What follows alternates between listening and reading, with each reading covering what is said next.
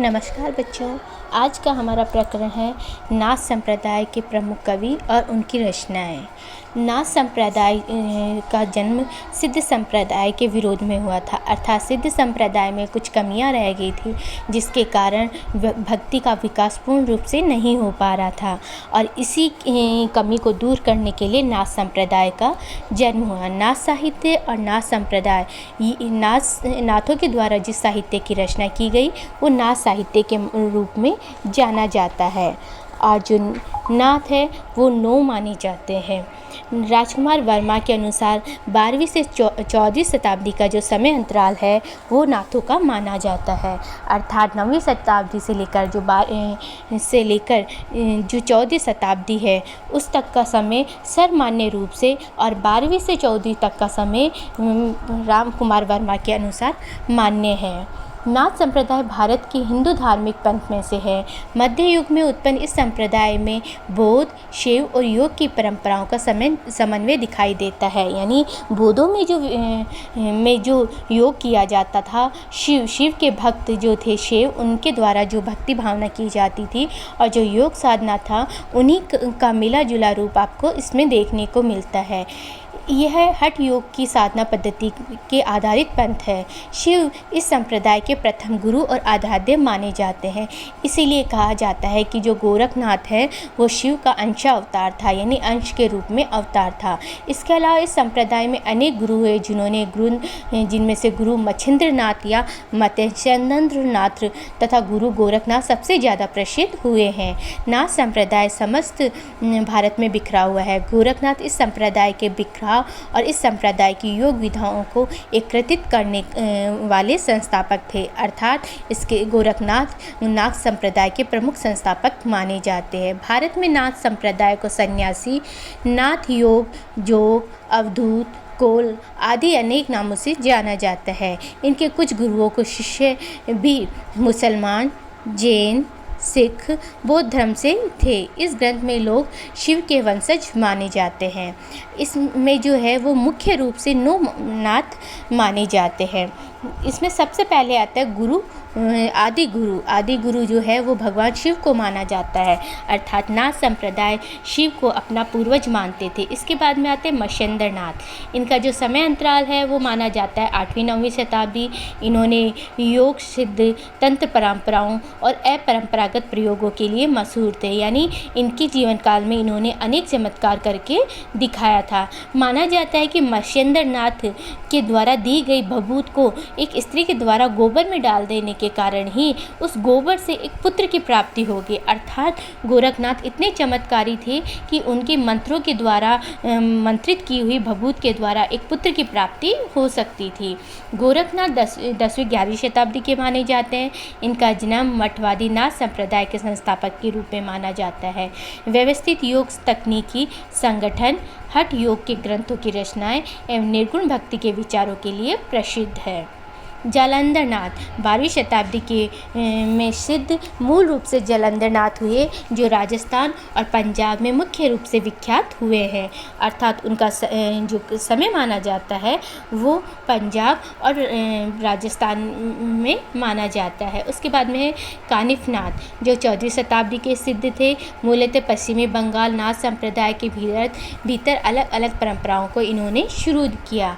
इसके अलावा चौरंगी नाथ थे, जो बंगाल के राजा देवपाल के पुत्र थे और इन्होंने पंजाब में ख्याति प्राप्त की थी।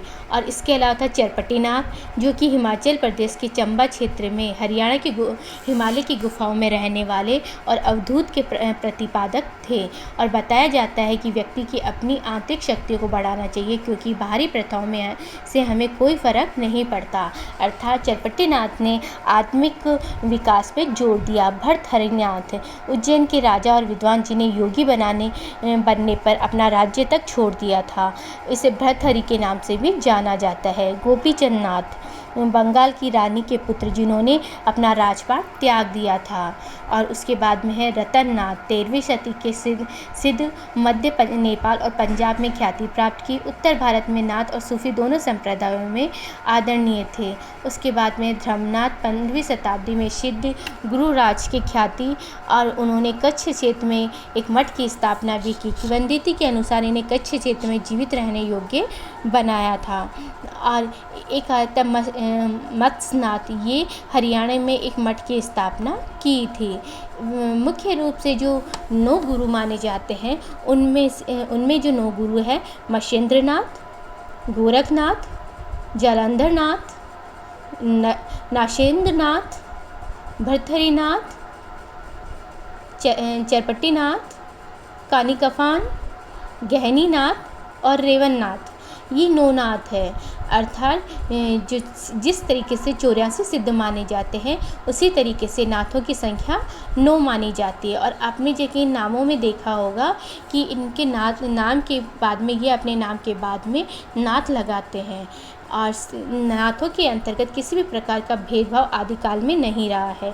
इस संप्रदाय में किसी भी जाति, वर्ग या किसी भी उम्र को अपनाया जा सकता है। अर्थात बचपन बहुत बाल्यावस्था में भी नाथ संप्रदाय को धारण किया जा सकता है। सन्यासी का अर्थ काम, मोह, लोभ आदि बुराइयों को त्याग कर समस्त संसार की मोह माया को छोड़ शिव भक्ति में लगना होता है। प्राचीन काल में राजा महाराजा के समय अपना राजपाट छोड़ के कई राजाओं ने सन्यासी का रूप धारण कर लिया, जिसमें भर्तृहरिनाथ का नाम बहुत प्रसिद्ध रहा है, ताकि वे अपना बचा हुआ जीवन सांसारिक परेशानी को त्याग कर साधुओं की सेवा में एक साधारण रूप से जीवन व्यतीत कर सके। नाथ संप्रदाय अपनाने के बाद 7 से 12 साल तक कठोर तपस्या करनी होती है और सन्यासी की दीक्षा लेनी होती है। विशेष परिस्थितियों में गुरु अनुसार कभी भी दीक्षा दी जा सकती है। दीक्षा देने के पहले या बाद पाने वाले को उम्र भर कठोर नियमों का पालन करना पड़ता है। वे कभी किसी राजा के दरबार में पद प्राप्त नहीं कर सकते, कभी किसी राज दरबार या राजघराने में भोजन नहीं कर सकते, और परंतु राज दरबार या राजा में भिक्षा जरूर मांग सकते हैं। वे बिना सिले हुए वस्त्र पहनते हैं।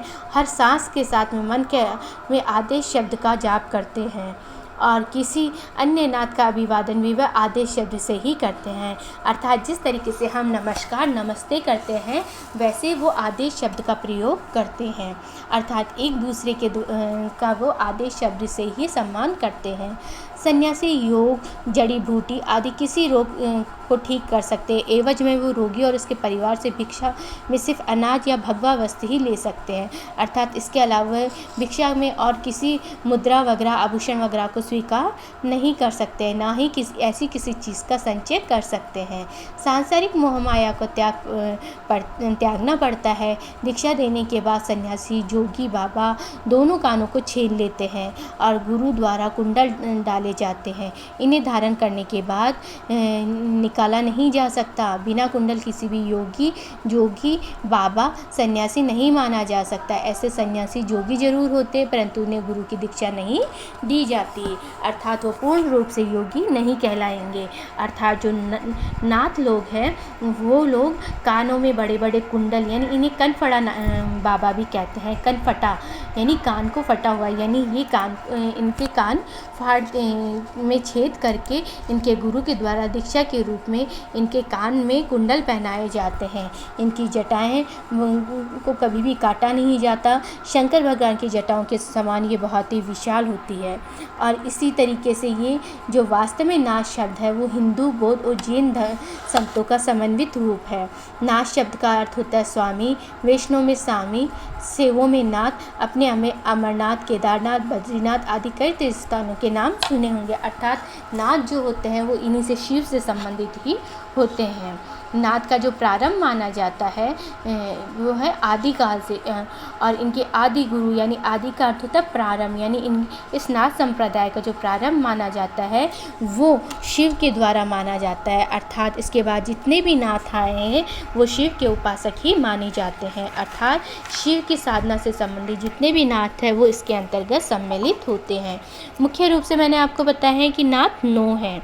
नाथों में योग साधना पर बल दिया जाता है। ये ईश्वरीय थे, परंतु मूर्ति पूजा और बहुदेववाद का ये विरोध करते हैं।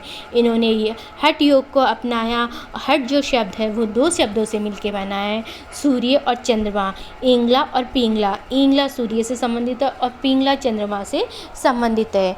आचार्य राम हजारी प्रसाद द्विवेदी इन्हें अवधूत के नाम से भी जानते हैं। नाथों में पंच मकारों का विरोध किया है। 5 मकार यानी ऐसे शब्द जिनका विकास मैं से होता है, उन 5 का विरोध किया है।